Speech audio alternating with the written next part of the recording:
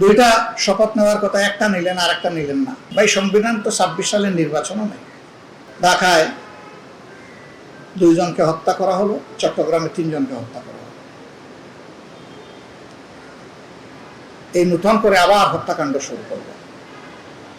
এরপরে 18 তারিখ থেকে ধারাবাহিক এই হত্যাকাণ্ড চলতে থাকলো। 3 তারিখে গিয়ে জাতির ভাগ্য নির্ধারণের একটা সুযোগ তৈরি হলো।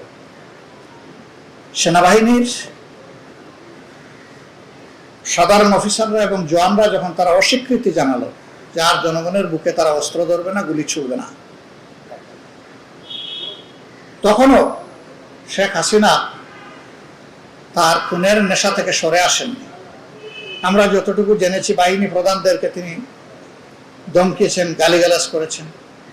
তারা বলেছে এখন যদি অস্ত্র ধরি লাখো মানুষের জীবন ঝরবে। তিনি নাকি বলেছিলেন যত লাখ ঝরুক, ঝরাইয়া দাও, এদেরকে ঘরে ফিরাইয়া দাও। তারা রাজি হয়নি। 4 তারিখ 3 তারিখ 2 দিনই খুনের রমরমা কাজ চলেছে। কে করেছে সবাই জানে। ফ্যালকন অ্যালুমিনিয়াম মাল্টিলেয়ার অ্যানোডাইজড হওয়ায় সম্পূর্ণ স্ক্র্যাচ প্রুফ। Falcon aluminium. এই 2 দিন ইন্টারনেট বন্ধ করে দিয়ে লাশগুলোও গায়েব করা হয়েছে। 5ম দিনে যেদিন হাসিনার পতন হয়, সেদিনও আশুলিয়ায় মানুষগুলোকে অর্ধমৃত অবস্থায় ট্রাকে ফেলে সেখানে পেট্রোল ঢেলে আগুন জ্বালিয়ে তাদেরকে ছাই করা হয়েছে। কত নিষ্ঠুর! এই বর্বরতা এবং নিষ্ঠুরতার পরে আর তারা টিকতে পারেনি। তারা চলে গেছে দেশ ছেড়ে। সাময়িক এই শূন্যতা পূরণের জন্য একটা অন্তর্বর্তীকালীন সরকার গঠিত হয়েছিল। সেই সরকারের উপদেষ্টা শেষ পর্যন্ত তারা তাদের দায়িত্ব পালনের নিরপেক্ষতার পরিচয় অনেকেই দিতে পারেননি। কেউ কেউ দিলেও অনেকে দিতে পারেননি। এর মাঝে জাতীয় ঐক্য রচনার জন্য ঐকমত্য কমিশন হলো। মাসের পর মাস, 7টা মাস, একটা না, দিনের পর দিন, ঘন্টার পর ঘন্টা আলাপ আলোচনা করে বেশিরভাগের মতের ভিত্তিতে একটা চার্টার রচনা হলো।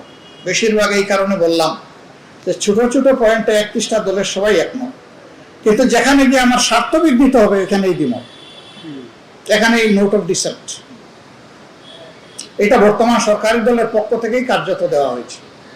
আমরা যে 2-1টা দিয়েছি, এটা আমাদের দলের কোনো প্রোটেকশনের জন্য দিই, এটা জনগণের প্রোটেকশনের জন্য দিয়েছি।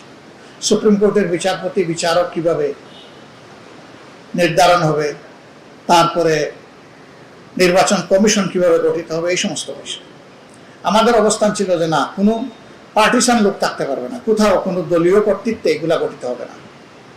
এটা হতে হবে একটা নির্দলীয় কমিশনের মাধ্যমে। সম্মানিত সাংবাদিক ভাই বোনেরা, এইভাবে একটা কনসেনসাস তৈরি হলো এবং সবাই একমত হলো যে এই বিষয়গুলোকে বৈধতা দেওয়ার জন্য আমাদের একটা সংস্কার পরিষদ লাগবে অথবা গণ পরিষদ লাগবে। এনসিপির দাবি ছিল সংস্কার পরিষদ, গণপরিষদ, আমাদের ছিল সংস্কার পরিষদ। বিএনপিও রাজি হবে। এমনকি গণভোটের বক্তব্যটা, প্রস্তাবটা তারাই প্রথমে দিল। তারাই দিয়ে গণভোটের জন্য মানুষকে ভোট দেওয়ার আহ্বান জানিয়ে এবং জনগণকে কথা দিয়ে গণভোটে যদি বেশিরভাগ জনগণ হা বলে, তাহলে গণভোটের রায় সবাই বাস্তবায়ন করতে বাধ্য থাকবে। তাদের মুখ দিয়ে বললো, আমরাও বললাম, যেই নির্বাচন হলো, যে কায়দায় হোক তারা গেলেন ক্ষমতায়, 2/3 পেয়ে গেলেন। এবার তাদের মানসিকতা বদলে গেল। 2টা শপথ নেওয়ার কথা, একটা নিলেন আর একটা নিলেন না। তারা বলতেছেন এটা সংবিধানে নাই। ভাই সংবিধান তো 26 সালের নির্বাচনও নেই। এটা তো জাতির প্রয়োজনে, will of the people is the supreme law. জনগণের অভিপ্রায় হচ্ছে সবচেয়ে বড় আইন।